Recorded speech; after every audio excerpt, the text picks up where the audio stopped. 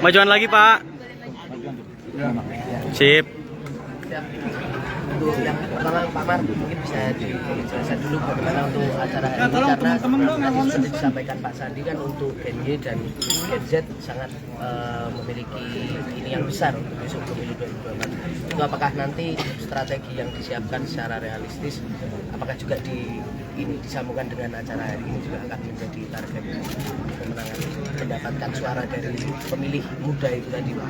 Ya, izin kamera. Jadi yang pertama pada hari ini diselenggarakan kamera sini Pak. Ya, hari ini diselenggarakan pelatihan kader muda generasi pembangunan Indonesia, di mana GNPI ini menjadi sayapnya Partai Persatuan Bangunan atau badan otonom dari 4 badan otonom yang ada, yaitu ada dari GPK, GNPI, kemudian AMK, WPP. Nah, ini adalah melakukan kegiatan pendidikan dan pelatihan yang ketiga. Ini sudah terjadwalkan, tapi juga di samping melaksanakan jadwal untuk pendidikan dan pelatihan yang ketiga ini dalam kaderisasi. Nah, ini juga momentum yang tidak bisa dipisahkan, di mana Pak Sandiaga Salahuddin Uno baru saja telah kita beri amanah sebagai Ketua Bapilu Nasional. Nah, tentu di dalam melaksanakannya tugas Pak Sandi ini tentu akan ditopang oleh adik-adik, termasuk karena GNPI itu sebagian besar ini adalah generasi milenial dan generasi Z. Nah, termasuk yang di luar GNPI dari 3 Banom lagi, itu juga sebagian besar menjadi bagian dari penopang kekuatan pemenangan P3, yaitu dari generasi milenial dan generasi Z. Nah, ini yang pertama kali tentu ya untuk GNPI itu Pak Sandi nanti akan melanjutkan pergerakan apa yang menjadi tugas GNPI ya, di samping di GPK Pak Sandi sudah ya, kemudian GNPI, kemudian nanti yang selanjutnya ada WPP dan AMK. Karena ini adalah sayap kita yang menjadi garda di depan nanti di daerah-daerah, khususnya adalah menggerakkan pemilih generasi milenial dan generasi Z. Itu maknanya. Siap. Ya. Untuk Pak Sandi sendiri, strategi khusus yang disiapkan untuk nanti bisa mendapatkan suara dari kelompok muda ini seperti apa? Alhamdulillah, syukurillah, setelah pulang dari Tanah Suci, saya langsung menjalankan tugas, di mana tugas Bapilu ini tadi adalah mencoba meraih target 11 juta suara. Dan kalau kita lihat komposisi dari data yang dirilis kemarin oleh KPU bahwa pemilih muda generasi Z dan generasi Y ini adalah mendominasi. Oleh karena itu kita akan gunakan strategi khusus untuk mengupas apa yang menjadi harapan dari generasi muda ke depan.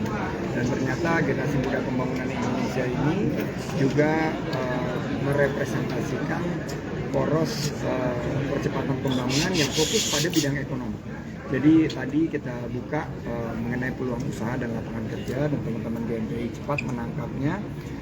Kita juga dorong bahwa GNPI akan memastikan harga-harga bahan pokok stabil, biaya hidup terjaga, inflasi terjaga di tengah-tengah gejolak ekonomi global.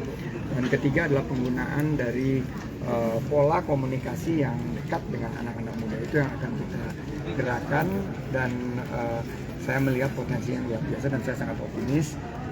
Sekarang mulai bergerak, kita akan 3G, gercep, gerak cepat, gerak bersama, dan aspor. Pak, soal Pak dari Tanah Suci kemarin Pak, satu pesawat sama Pak Ganjar, apa aja? Nah, itu qadarullah ya. Pesan Jadi Presiden, pertama saya tidak merencanakan pergi haji. Sekitar 1 minggu sebelum pergi haji itu mendapat undangan mengikuti simposium akbar tentang haji, dan kebetulan tidak ada kegiatan yang bersinggungan dengan jemaah dari Indonesia, jadi tidak bertemu siapa-siapa. Tapi ya tadi qadarullah, tanpa direncanakan di bandara bertemu dengan Ganjar, dan saya memperkenalkan tugas baru saya sebagai Ketua Bapilu, yaitu memenangkan beliau yang karena Partai Persatuan Pembangunan sudah menjalin kerjasama politik dengan PDIP, dan saat ada tugas dari pemerintah Saudi yang mengantarkan saya memperkenalkan beliau, insya Allah, dan itu merupakan doa bahwa beliau akan mendapatkan amanah untuk memimpin bangsa ini. Pak Mardiono, ini kan Pak Sandi kan juga sudah menjalin komunikasi dengan Pak Ganjar ya Pak, di tataran bawah nih. Nah ini di tataran dewa-dewa nih Pak Mardiono sudah sejauh apa komunikasi dengan Bu Mega?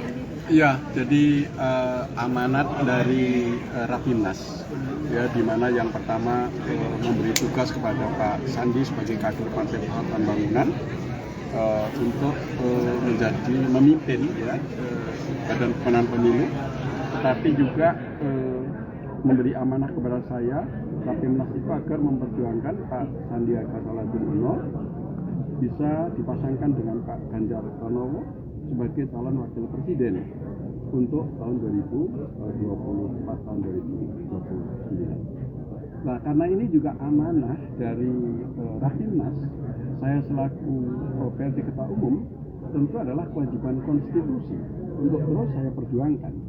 Nah, karena itu saya bersama dengan seluruh komponen kader Partai Persatuan Bangunan terus akan melakukan lobby-lobby politik agar kiranya amanah itu bisa terimplementasikan, bisa terwujudkan, bahwa P3 bisa memperjuangkan Pak Sandi menjadi calon wakil presiden yang nanti akan mendampingi Pak Ganjar Pranowo dan juga telah dicalonkan oleh Partai Persatuan Pembangunan.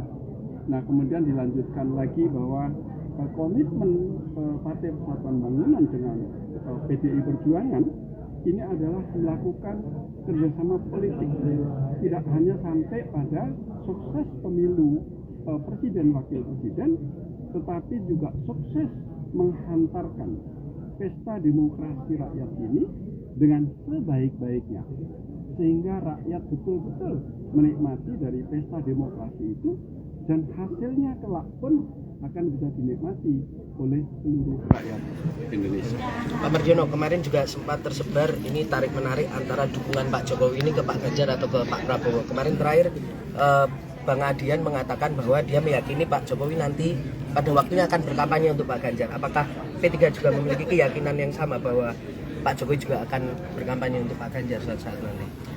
Iya, karena kalau saya itu meyakini itu secara pandangan politik, ya, karena deklarasi yang telah dilakukan di Batu Tulis Bogor itu adalah ada Pak Presiden Joko Widodo di dalamnya, yang pertama. Kemudian yang kedua, saya yakini karena Pak Jokowi juga seorang kader, ya, dari PDI Perjuangan, ya tentu beliau memiliki dedikasi dan komitmen politik sebagai kader PDIP. Namun demikian, karena Pak Presiden Joko Widodo ini adalah milik rakyat Indonesia, ya, karenanya sudah barang tentu Pak Jokowi sebagai Presiden, Kepala Negara, tetapi juga sebagai kader PDIP. Nah, tentu ini akan bisa terkelola dengan latar belakang perjalanan track record politik beliau. Tentu ini akan termanage dengan baik, ya, bahwa ini tidak berdiri sendiri sebagai kader PDIP, tetapi juga beliau berdiri sebagai Presiden Republik Indonesia yang tidak terpisahkan. Sehingga tentu atas nama kader PDI Perjuangan tentu memiliki kewajiban untuk itu. Tetapi di lain pihak sebagai kepala negara, kepala pemerintahan, juga beliau berkewajiban pula, ya, untuk menjadi stabilisator, ya, dari perpolitikan nasional kita. Nah, termasuk di dalamnya yang sering disebut yaitu cawe-cawe. Jadi kalau presiden itu tidak cawe-cawe terhadap perhelatan yang menjadi agenda-agenda besar bangsa ini, ya namanya bukan presiden, gitu ya. Karena itu apapun yang terjadi di tanah air kita ini adalah presiden berkewajiban ya untuk ikut cawe itu. Nah ini juga tentu ya bagian dari Pak Presiden Jokowi sebagai kepala negara, kepala pemerintahan, sekali lagi tentu harus menjaga dan mengelola stabilitas politik nasional kita dalam menghantarkan